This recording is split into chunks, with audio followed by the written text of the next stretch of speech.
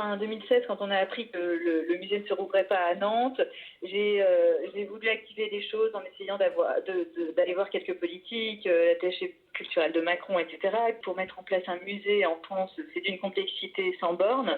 Et puis, un peu dans cette énergie, mais qui s'amenuisait au fur et à mesure, parce que je fais des conférences de philosophie, j'ai fait une conférence de philosophie à Saint-Raphaël lors des rencontres de l'avenir que Frédéric Mascalier organise chaque automne-hiver à Saint-Raphaël. Et à la suite d'une conférence, je lui dis, écoutez, on a un problème, on ne trouve pas de musée. Et c'est là qu'il résout tout de suite immédiatement le problème en me disant, mais nous, ça nous intéresse, on met tout en place pour le faire.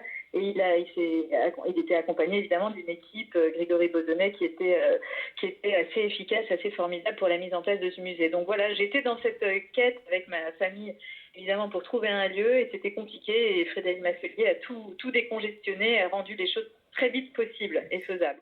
Le musée de Nantes était un musée d'amateurs au sens vraiment noble du terme, mais je veux dire, c'était familial, c'était petit, il y avait le charme du foisonnement partout. Là, c'est pas du tout la même chose. C'est un musée excessivement professionnel au sens où il y a une scénographie, il y a des gens qui sont vraiment dédiés à la scénographie d'un musée, qui ont fait ça, qui n'a rien à voir. C'est pas du tout la même nature de musée du tout. On retrouvera des objets qui sont à Nantes, mais c'est pas du tout la même présentation, c'est pas le même état d'esprit. C'est pas du tout la même façon de travailler. Et les gens de Nantes, Roselyne et Karl Duringer, avaient fait vraiment à leur mesure ce qu'ils pouvaient faire. Ils l'ont fait du mieux possible. Là, c'est une autre dimension qui arrive parce qu'il y a d'autres moyens et puis il y a l'appui d'une ville surtout derrière.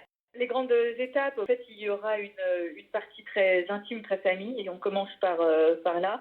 Avec énormément de photos, etc. Et puis après, il y aura, en fonction des années et en fonction des films, différentes rétrospectives, différents scénarios à noter, etc. Donc là, on sera vraiment sur le métier d'acteur en fonction des années, en fonction des films.